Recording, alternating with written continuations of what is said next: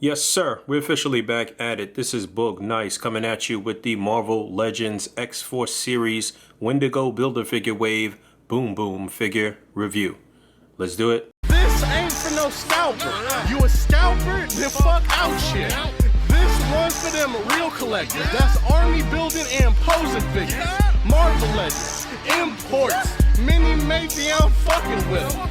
Hype beast, we know about you. Stay buying figs, don't know about it. 6 figures in the wave. You're going to need all 6 figures to complete the Wendigo Build-A-Figure. Quick look at the artwork on the side of the box. You can see an illustration of Boom Boom on both sides.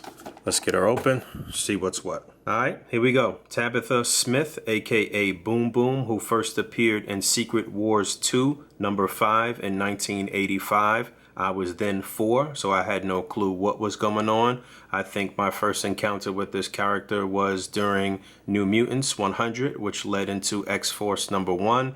And she's been a part of a few different teams, but I would say her most notable stint with any team is with X-Force. And she's had quite a few different costumes in the comics, a few that I like, but most of them were pretty awful. This one I do like, and I think it was a good idea for them to pick this particular costume. She is a mutant with the ability to make concussive or destructive blasts. She can time them, she can make them large or small. She has quite a bit of control over how they are delivered.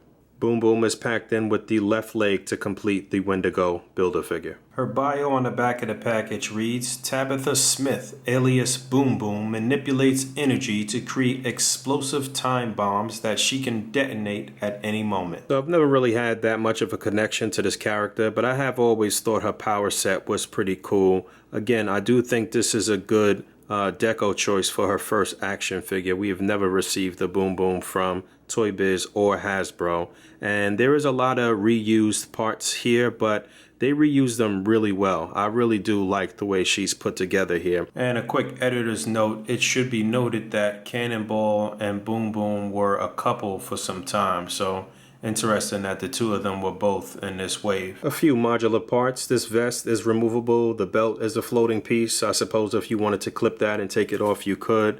This might actually be new, this belt around her thigh. I don't know if I've seen that with any other females. Let me know if I'm wrong in the comments below. But if you wanted to snip that and clip it, I suppose you could.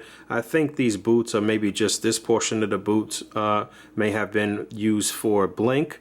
And then this little part of her glove is a separate piece. If you want to pop the hands off and remove this little part around her wrist, you can. And she comes with the interchangeable head and one interchangeable hand. Those interchangeable parts were actually attached to her out of the package, her action accessories. So I wanted to start off with her neutral look and then move into that stuff. So let's look at those accessories. So no issue popping the hand off, and she has one interchangeable right hand that looks like she's throwing a blast here. You can see her hand, the entire hand is kind of lit up with energy. This will probably look good under the right lighting and with the right pose. And I like this. This was a nice accessory, a nice addition. This is new. I do not believe I've seen this with any other Marvel Legend. She's also packed in with an additional blast effect that is not attached to the hand. So you can fit this into her left or her right hand. I don't know that there's any right or wrong way to do this. But you know, this gives some added playability, posability, more fun factor. I'm glad they did include some effects with her. I think that makes us 3 for 6 on the wave as far as characters or figures that came with effects. If you want to count Cannonball's sort of blast effect, then yeah, we 3 for 6. And she's got one final accessory, which is an interchangeable head sculpt, but just wanted to take a good look at this one before I do swap. This hair may be new, which looks pretty good. It's blonde, it's got some highlights in there, it's got some shading, so that looks good. And you can see her earrings on the side there. They are in the shape of a star, I guess. So those look fine. I think they did good on the head sculpt. The lipstick looks cool. You know, her whole deco is very 80s-esque with the hot pink onesie. I like this though. If you wanted to break this all down, take the vest off, take the gloves, the hands, the belt, this strap, maybe put some bare feet on her. Maybe if you had the Pepper Potts figure from that 80th anniversary 3-pack, and and get some other chick in the pink onesie, you could do that. So there are some kit bashing possibilities here, but overall I'm happy with the way she looks. you know, my issue with her is my issue with every female figure from Hasbro. It's not enough articulation, but I'm jumping the gun. I'll get into the articulation momentarily. And there's a look at her final accessory. So another reused part here. I thought it was a really nice touch that they gave us the additional head sculpt with Jubilee that had her blowing a bubble. So we see the same thing here for Boom Boom.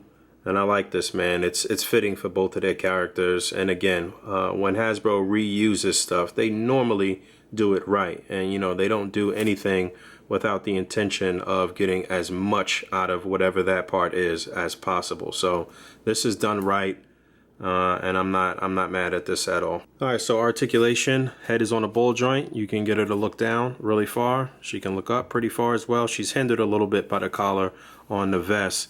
This is one of those bucks where I don't really like the way the head sits, but being that the collar on the vest comes up pretty far here, it can cover the way the head sits from the back. You know, it doesn't look too bad, but you got to really like sit this correctly on the neck for everything to look cool and for the neck peg to not be exposed too much. But she definitely gets a little bit of pivot, and you can do a full 360. You know, she gets a full range of motion on the head. Again, it's just a matter of you sitting that head properly on there. Shoulders will come up pretty far. So there's that. You can do a full 360, no cut at the upper bicep. I'm always confused about these damn elbows. I don't know if the elbow goes this way or if it goes this way. But either way, you get just a little less than 90 degrees. Maybe you'll get 90 if you flip it this way. No, not really. You don't even get 90 degrees, but it does rotate on that joint as well. You get a hinge and a swivel on the wrist. And again, this is a floating piece here, so you always want to push this up so it sits right and it looks good. You know, any little thing like that when you're taking your pictures and what have you could throw off your setup. But upper torso articulation, she can move down just a bit. It's not really that great. She'll move back more than she will forward, but left and right, a little bit of rotation there. T-joint at the pelvis. Her legs will come up just about that far. Split. Looks like that. Upper thigh swivel, double jointed knee, and then you get a hinge and a pivot on the foot. And again, this part of the boot is a separate part, so you gotta sit that right as well. My other gripe is I don't really like the way this leg kind of sits with her buttocks there. That looks a little strange, but overall the cakes do look pretty good, right? All right, one quick size comparison and I'm getting the hell out of here. I'm hungry. All right, so on the far left is the 2-pack Warpath. I talked about him in the previous review and one of the first reviews too. I know for certain that we're going to get a replacement of this figure. And we may actually see this figure in the next 2 weeks. San Diego Comic-Con is right around the corner. But that's the old Hasbro version. He needs to be updated on one of Hasbro's newer bucks. Then we have Shatterstar right next to Boom Boom, who's smack dab in the middle. And then her wave mate, Cannonball. My man has no legs, right next to her. And then on the far right is Cable. And here is the Domino that we do have. Not her in the correct outfit for this old 90s X-Force, but I would assume that we're going to get an updated Domino at some point too to match up with these uniforms. And I'm excited to see them complete X-Force. I do think that Boom Boom came out nice. It's a solid figure. It's some solid accessories, and it's one I wouldn't pass up on. You can't pass up on if you want to complete the Wendigo Build-A-Figure.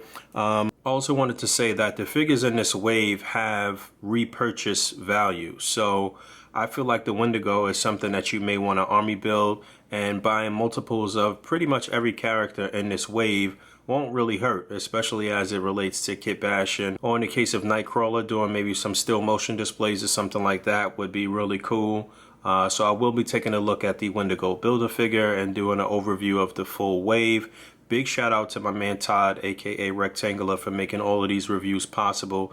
He's always looking out for me and giving me the heads up and putting me in a position to get some of these things early. There is no reviewer that is out there that doesn't have some type of wingman or several wingmen helping them out do their thing. So shout out to my man Todd.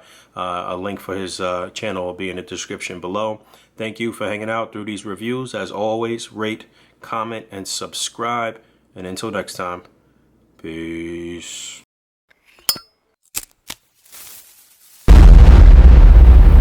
That's crispy.